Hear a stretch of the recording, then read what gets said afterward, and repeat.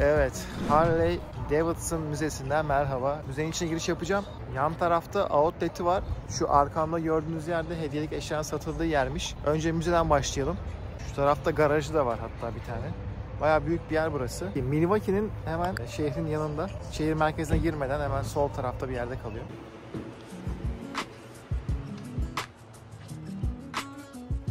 Evet, bilet fiyatlarını göstereyim şöyle. Yetişkin $22. Burada da dolaplar var. Ceketinizi vesaire buraya bırakabilirsiniz.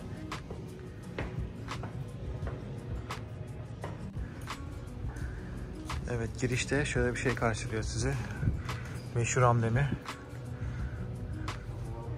Milwaukee.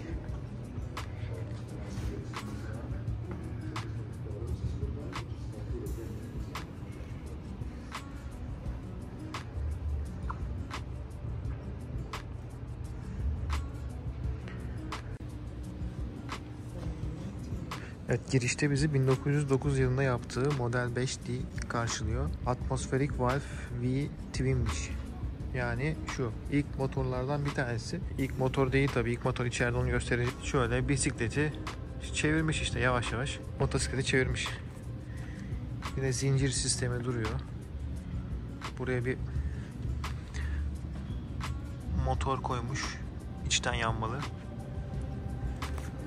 Harley Davidson'la alakalı da çok kısa bilgi vereyim. Bunlar Harley ve Davidson, iki kişinin soy isimleri zaten. Bunlar ikisi ortak kurmuşlar bu şirketi. Birinci Dünya ve İkinci Dünya Savaşı sırasında da orduya çok destek vermişler. O yüzden çok hızlı büyümüş ve nam salmış. Şu anda zaten dünyanın lider firmaları konumunda, motosiklet konusunda. Çok da hayranı var. Biz de yani az çok hayranı sayılırız. Bu da 1906 yapımı olanmış. Bak şu pedal kısmı, yani o yıllarda bile aynı uzun yıllar kullanıldı bu.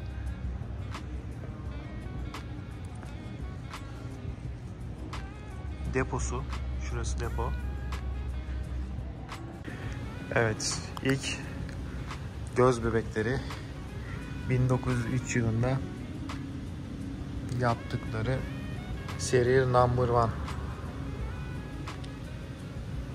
İlk motosiklet, Harley Davidson'ın ilk motosikletini görüyorsunuz.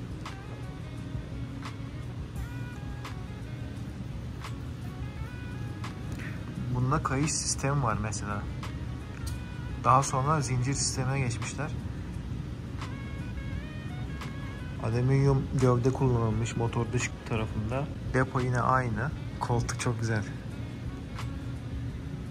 Tutma kolları. Yani bu uzun süre kullanılmış, belli de tutma kolları iyice eskimiş. Burada da motosikletin tarihi var. Şurada 1894, 1800, hatta 1885'te Daimler ve Maybach motosiklet için motor bulmuş. 1885 yılında. Sonrasında 1903 yılında da artık bu iki arkadaş Harley ve Davidson motosikleti bulup 1906 yılında da şöyle göstereyim. Şu motoru aslında tam güncellerde bir şey. İlk hali bu değilmiş. Bu üzerinde bazı şeyler değiştirilmiş. Ama ilk motosiklet diyebiliriz. Motoru bulmuşlar. Burada da Serial Number One dediğimiz ilk motorun hikayesini anlatıyor. Yani aslında açıklıyor birkaç tane şey değiştiklerini. Burada da motorun değişim halleri. Bu arada yani zincir sistemi hepsinde var. Bisiklet mantığında kullanılıyor. Onu yanlış bilgi vermiş olmayayım. Hepsinde kayış var bu arada. Burada güzel bir bilgi var. Şu arkadaş Karl Hermann Lang, Alman arkadaş. Harley Davidson şu adam. Harley Davidson üretim yapmaya başlayınca bu arkadaş normalde piyanocuymuş. Şu piyano aletlerini, bu ayar mesela piyano ayar şeyi, bunları yapıp satıyormuş Chicago'da. Harley Davidson üretim yapmaya başlayınca bunlardan 800 tane ürün almış. Bak 1912 yılında 800 ürün satın almış ve bunları Chicago'da satmaya başlamış. Ve Harley Davidson'ın ilk satış yapan kişisi olarak geçiyor ve zengin olmuş bu sayede. Burada da orijinal Harley Davidson Company resmi evrakları var.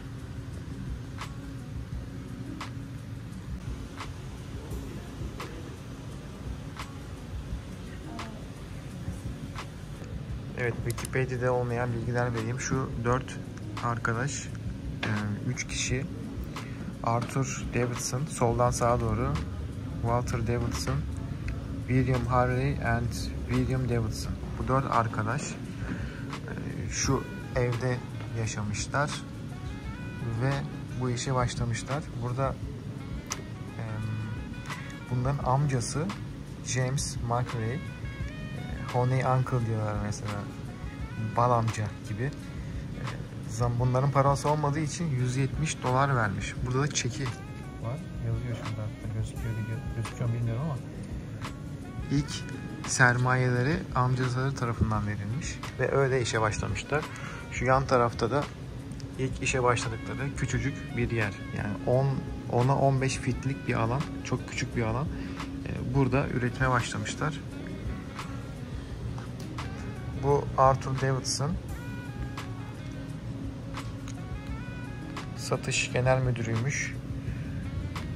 Asıl abimiz Harley, yani bu işi bulan kişi, bu bisiklet fabrikasında çalışıyormuş zaten. 15 yaşında başlamış çalışmaya. Sonrasında arkadaşı Walter Davidson'a, yani buna söylüyor, ben bir şey buldum, yapabilir miyim diye. Bu Walter'a da abisine söylüyor, Arthur'a. Diyor ki böyle bir şey var, gelir misin bizle? O da tamam diyor. Sonrasında diğer kardeşlerini de yanına alıyorlar. Bu da fabrikayı aslında serüvetini hazırlayan kişilerden bir tanesiymiş. Bu 4 kişi Harley Davidson fabrikasını kuruyorlar. Burada da şu an bulunduğumuz yer Milwaukee. Milwaukee'de ilk elektrik AC dediğimiz, yani DC'den AC'ye geçtik. AC dediğimiz elektriğin bulunup üretim hatlarında kullanılmaya başlandığı yer olarak söylüyor. Burada dünyadaki ilk yer diyor ama yani Amerikalılar her zaman kendini ön plana çıkartmayı sever. Ne kadar doğru bilmiyorum. Yani bu alan neresi olduğu da resmedilmiş burada. Burada basit çizimler var. Basit demeyeyim de yani işte zincir sistemleri, kayış kasnak sistemleri, motorlar, bayağı her şey var. 1920 yılında kullandıkları şapka.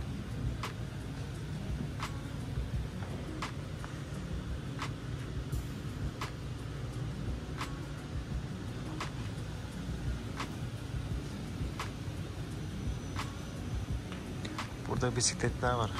Harley'in çalıştığı yerdeki bisikletler bence.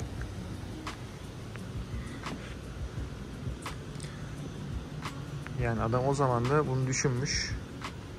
Yani motor zaten bulunmuş daha önce dayımlar tarafından ama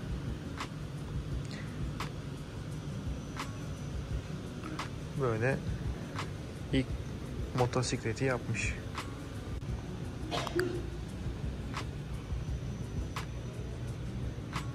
Burada da kupalar.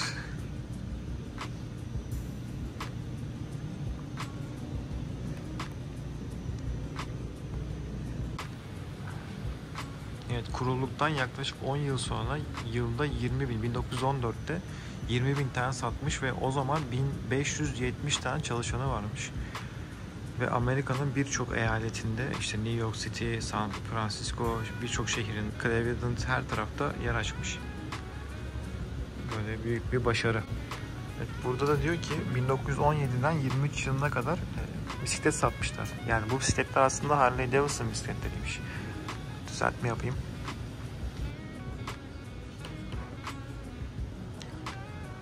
Milwaukee sitesindeki kadınlar ve erkekler motosikletlerle beraber. Şuraya bakar mısın? Haritadan da göstermiş olayım. Biz burada kalıyoruz normalde. Buraya geldik şu an. Milwaukee'de yani yaklaşık 70 mil, 75 mil falan yapıyor. O da 1 saat 20 dakika falan sürüyor. Şehir merkezinde de gezeceğim. Oraya da gösteririm. Şöyle çekeyim. Yani benden daha iyi çevirenler olabilir. Burada anladığım kadarıyla da Ford ve General Motor üretim yapmaya başladıktan sonra şu arkadaşların çok fazla rağbeti kalmamış. Sonra ne yapmış? 1925'den sonra artık motosiklete geçmiş. Bisikletten motosiklete geçiyoruz artık. Şöyle ilk motorlardan biri. Şöyle göstereyim.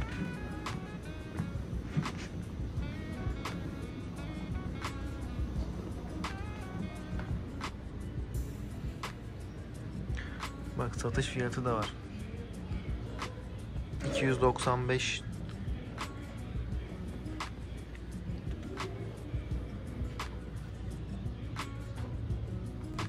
...1936 yılında yaptığı motor, bu bayağı güzel.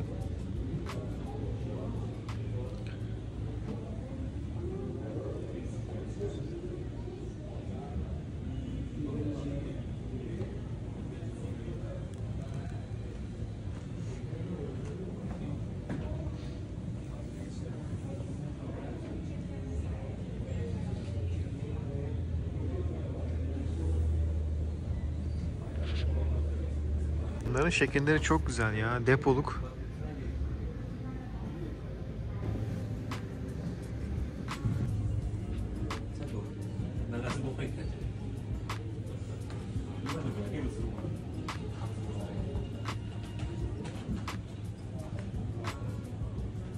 Evet, 1932 yılında da şöyle bir motosiklet yapılmış. Arka tarafı yük taşımalı. Yani buna işte inovasyon mu diyoruz, sürece ayak uydurmak mı diyelim, zamana ayak uydurmak mı diyelim, ne dersek. Böyle sürekli gelişe böyle arabalarla yarışır hale gelmiş. Bakın. Miller Service.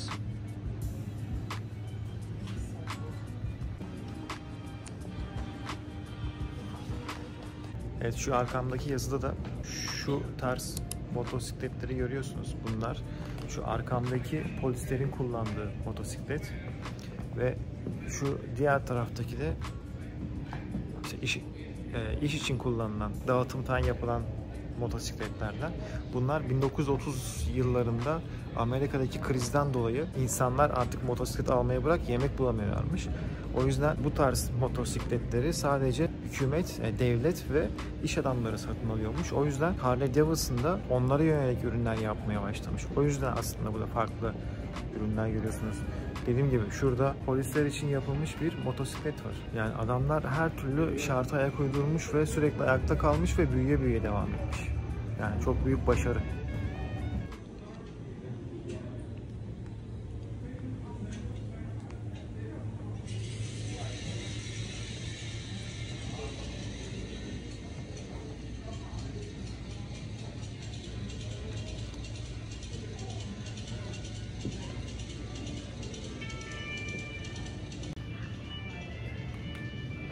Bak, 3 tekerlekli ama yan tarafta deposu var.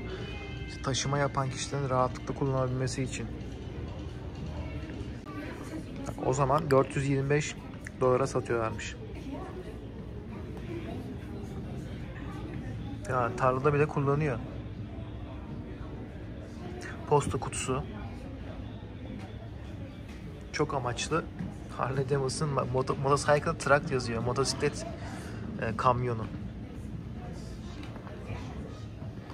Burada da polislerin kullandıkları, bak, reklamlar 1940 yılında gazetelere falan çıkmış. Trafik kontrol, Harley Davidson motorları. Burada polis rozetleri.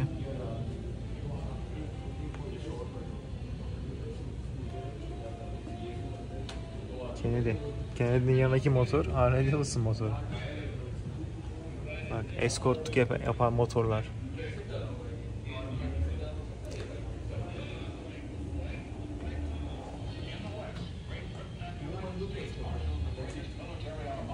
İşte askerlerin de kullandı. Hem polis hem askerler de kullanmışlar çok fazla. Dağda, bayırda.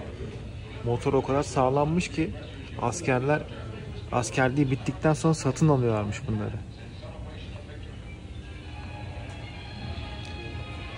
Ve bunu yapan arkadaşlar o zaman 22 yaşındaymış. Bu önemli bilgiyi de vereyim. Yani 22 yaşında insanlar o yoklukta, paraları dahi yokken neler yapabilmişler. Evet, hepsini çekemeyeceğim. Hepsini tam anlamıyorum tabii de. El yazısı yazılmış bir burada, İngilizce. Burada sordum, anladığım kadarıyla şunu diyor. Burada mesela kadınları görüyorsunuz çalışmaya başlayan. Burada da bir tane mektup gibi bir şey yazılmış. Bilinen bir bilgiyi vereyim. Çoğu kişi de yine bilmiyor ama 1940 yılında kadınlar çalışmaya başlamış.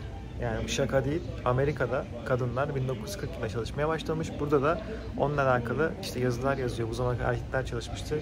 Kadınlar çalıştıktan sonra ne yapabilir diye. Harley Davidson motoru almaya başlamışlar. Yani çalıştıktan sonra. Burada da ona benzer bir hikaye anlatıyor.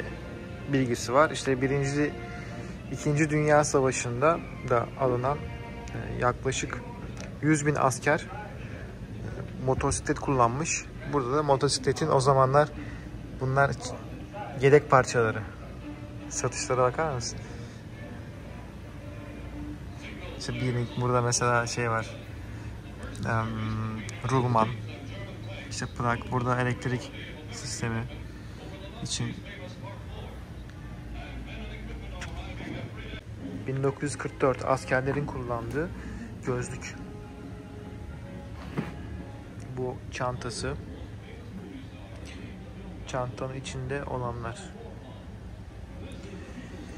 Bunlar da acil bakım seti.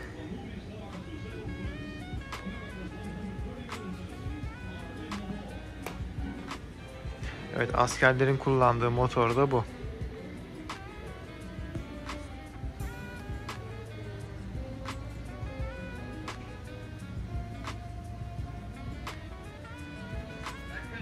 Burada İkinci Dünya Savaşı'ndaki askerlerin kullandığı diğer motor. Yine Harley Davidson'ın yaptığı motor.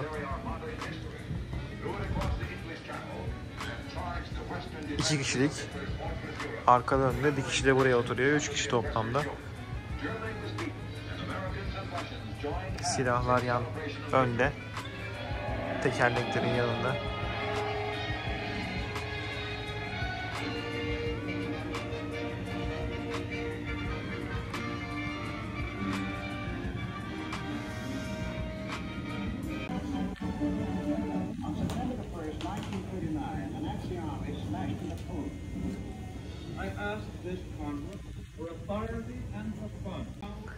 Burada da vites kolu.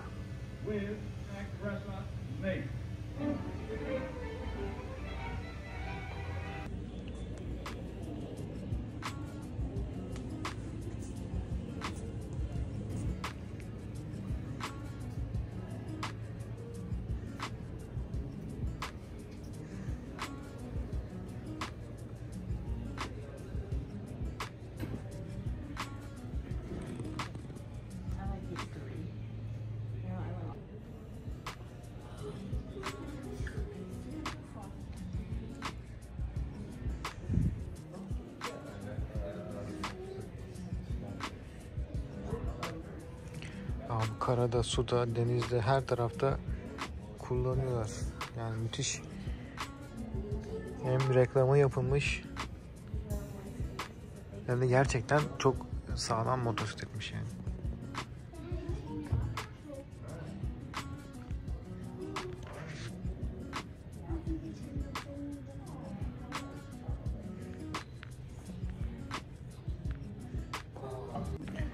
Bu da kış şartlarında kullanmak için zincir. 1935.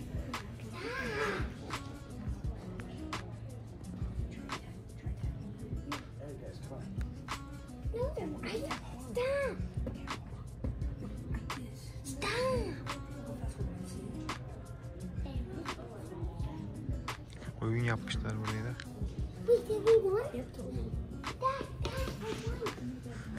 Kazandı.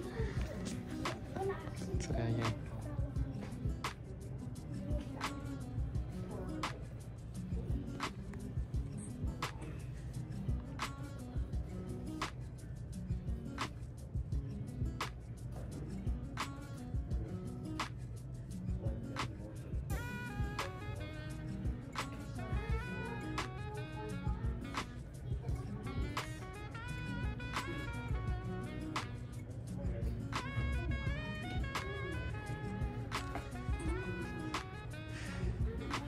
Ben de kazandım. Burada kıyafetleri falan var. İşte filamalar, rozetler.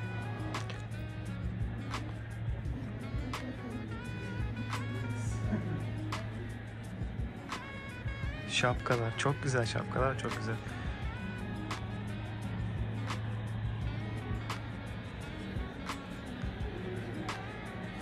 Burada da şöyle bir yer yapmışlar.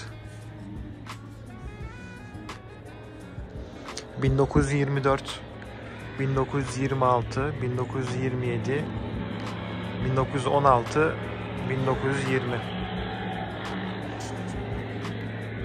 Burada 1936 yılında yapılan şöyle bir motor. Tamamen farklı diğerlerinden.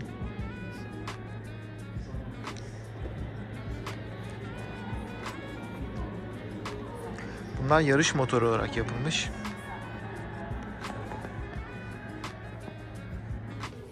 Burada da benzin depolarının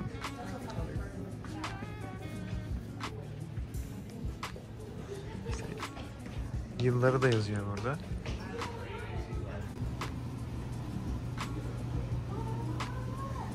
Burası da alt kat. Az önce üst kattaydık. Böyle burada biraz daha reklam tarzı şeyler var. İşte motosikletler de var tabi burada. Bakalım bu neymiş? 1948 yılında yapılan bir motor. Motosiklet. Motor demeyelim. Böyle reklamlar. Harley Davidson 1. yıl. Burası çok güzelmiş. Şurada bir fotoğraf çekelim. 1981 yılında yapılan motor. Devasa bir şey yalnız. Bayağı büyük. Burada biraz daha renkli motorlar var.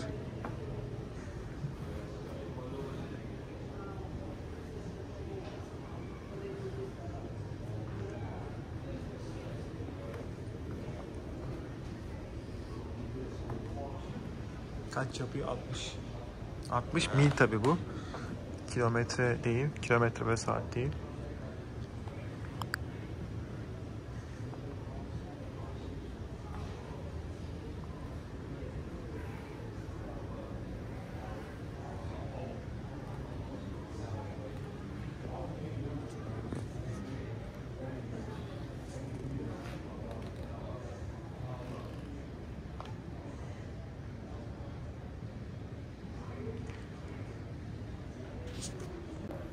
Evet, burada bazı modeller yapılmış. Denemeler yapılmış. Çizimler. Motor.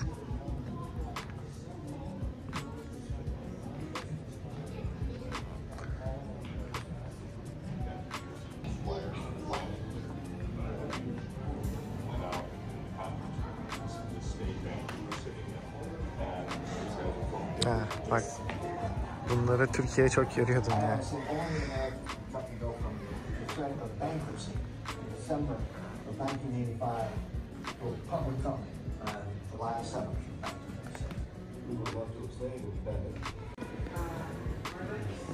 Evet, bu konteynerda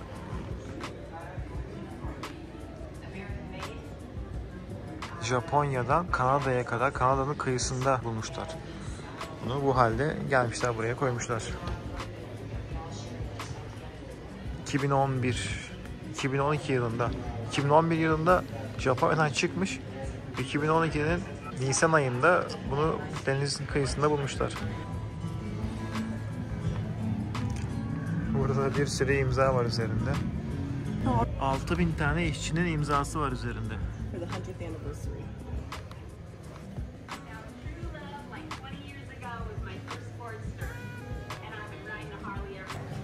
Burada da fotoğraflar.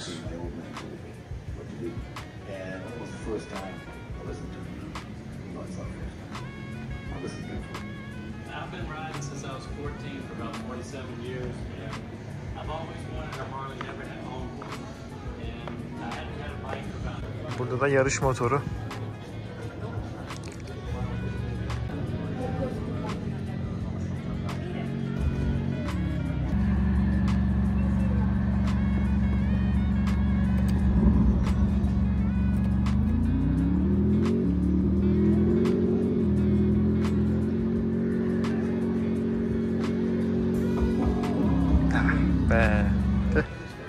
Yenildim.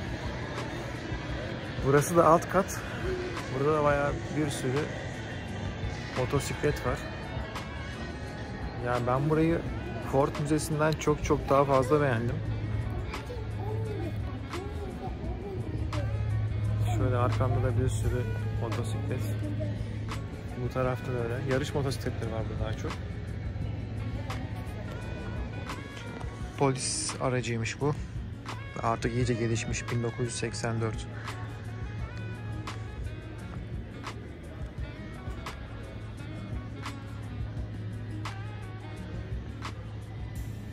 ...1977.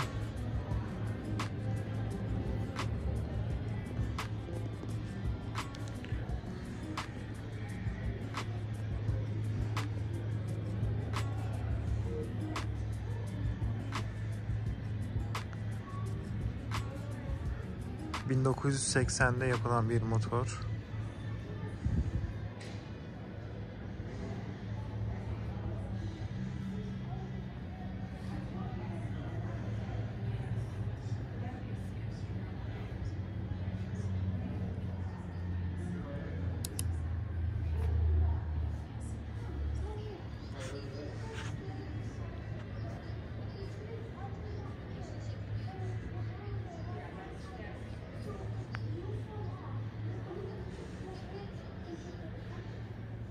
Yarış motorları.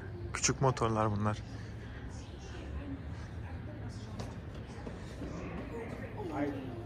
not like you guys. I don't run off. I sit here wait for somebody to come around. This is flat out. They do it inside. Yarış motoru.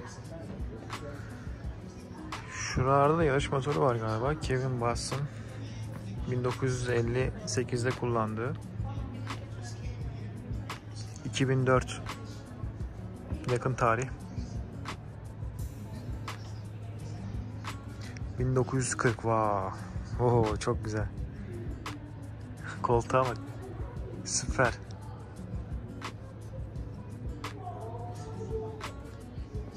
...1980. 2018. 5 yıl öncenin motosikleti.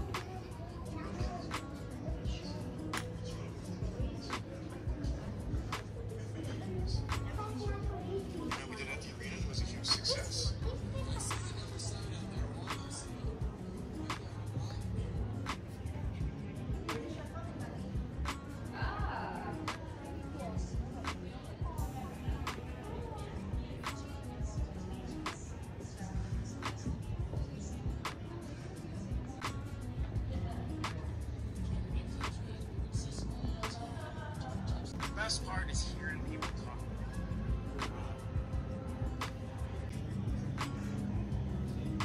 Bu sanki biraz dağılmış ya da modeli böyle, bilmiyorum.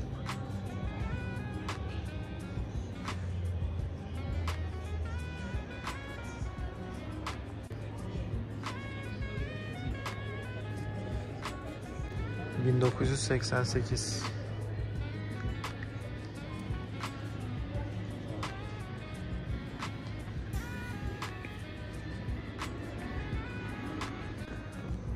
Abi burası küçük gözüküyor ama bence gayet büyük. Gez bitmedi. Tabii yavaş geziyorum. O ayrı. Ya adamlar her tarafta reklamını kullanmışlar ya. Kamp yaparken oraya da koymuş motosikleti.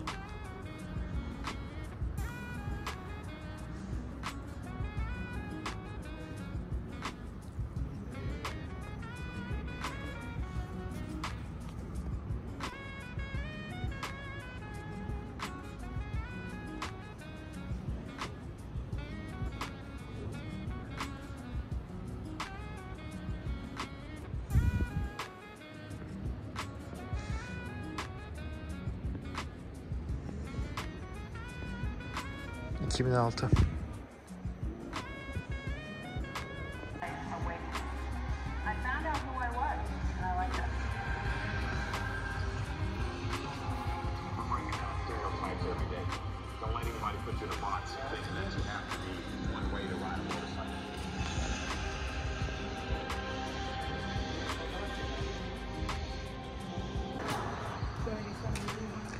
Bu da 3 tekerlekli 2023 model. Yeni.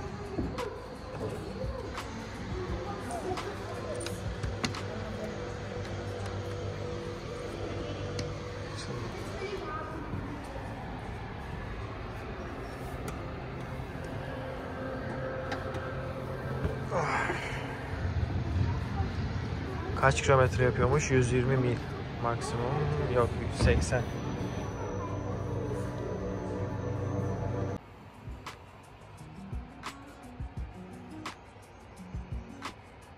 Burada da 2023 model motosikletler. Bunların üzerine binip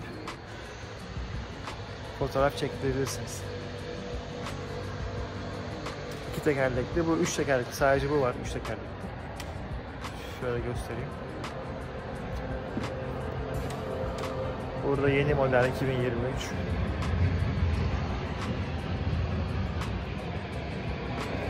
Evet, müze bu kadar. Şimdi hediyelik eşya satılan yere gidelim. Oraya bakalım. Belki hatıra bir şey alırım.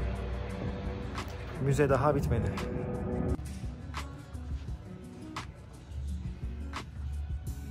Önce Outlet'e bakalım. Tam karşısında zaten. Ne var ne yok.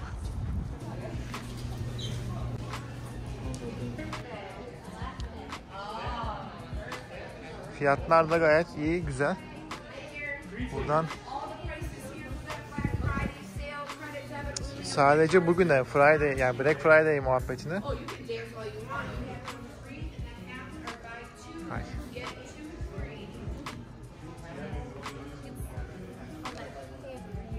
Bakalım bu ne kadar. Small 25. Bir tane alalım ya. 25 dolar. 750 TL. Aksesuar 5, tişörtler 10. X-Large 25. X-Large 25. Şapkalar 12. Bak şapkalar çok iyiymiş.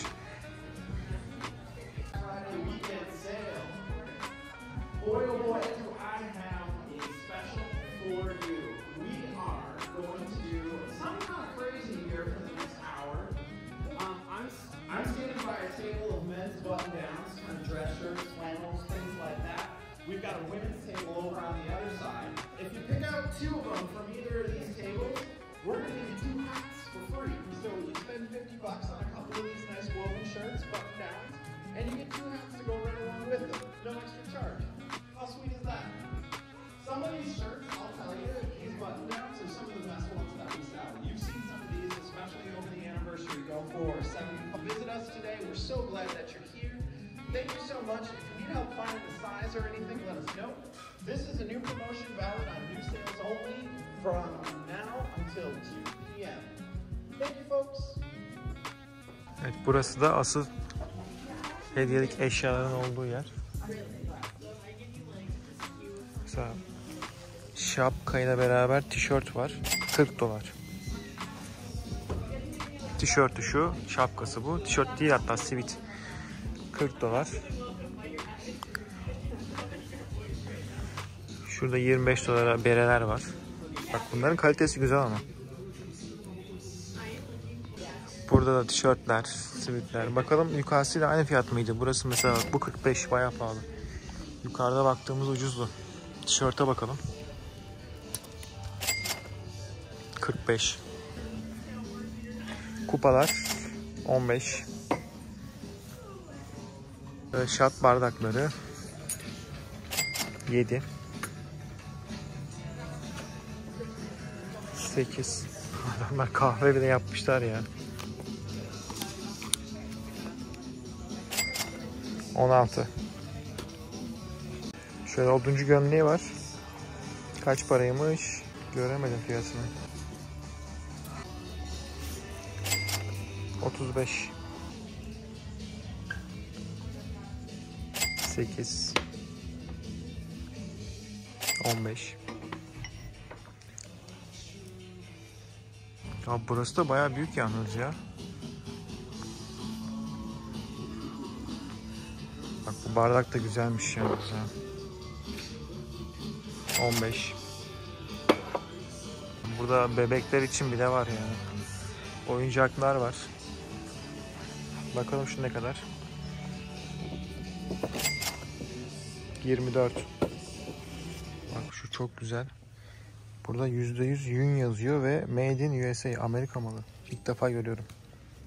Hep Çin malı genelde oluyor. Bu çok güzelmiş. Şöyle açayım hatta. Yakalı, sıcak tutar.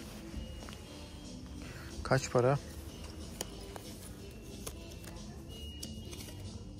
Oh maşallah, 279. Bu şapka da $99.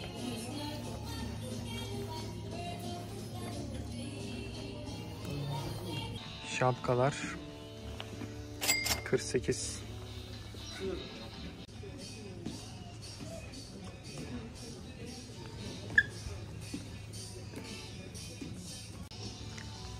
Şöyle $99 ürünler var ama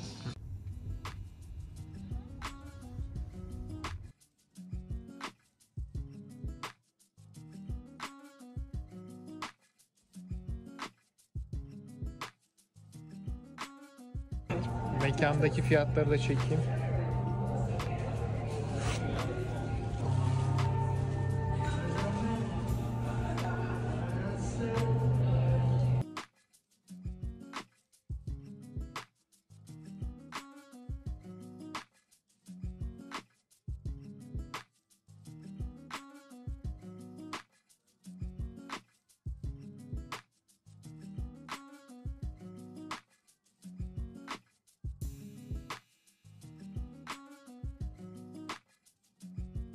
Evet, Milwaukee'de öğle yemeği için bir yere oturduk. Böyle birkaç tane yemek söyledik. Böyle steak'ten başlayayım.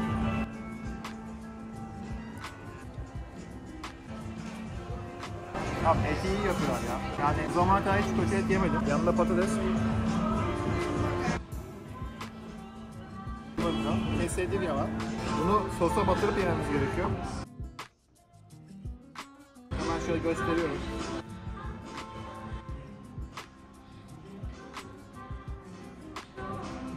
Efsane. Abartısız da bu. Aşırı güzel. Bugün bunu söyleyin. Şöyle keseyim. İçinde ıspanak vesaire bir sürü şey var. Yumurta var.